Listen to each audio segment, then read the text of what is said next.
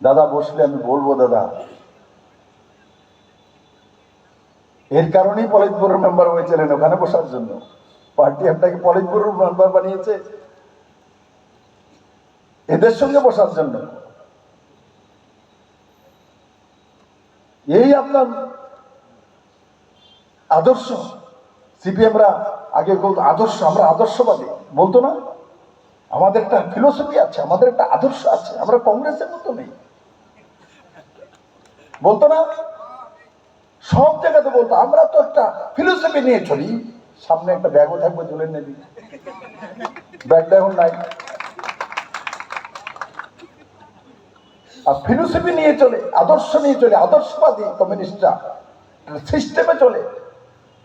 সিস্টেমে কি হয়েছে? গুণ ধরছে, গুণ ধরছে না, উলুও ধরছে, উলুও ধরছে। এখন কি বলবেন আদর্শের কথা? কি করবেন?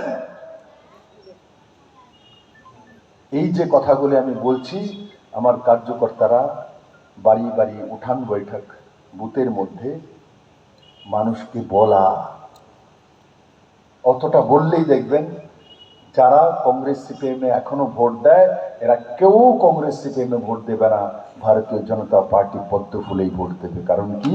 এরা বুঝে যাবে যে এরা নিজেদের স্বার্থের জন্য এগুলি করে, নিজেদের স্বার্থের জন্য দাঙ্গা লাগায়, নিজেদের স্বার্থের জন্য মারপিট করা, নিজেদের স্বার্থের জন্য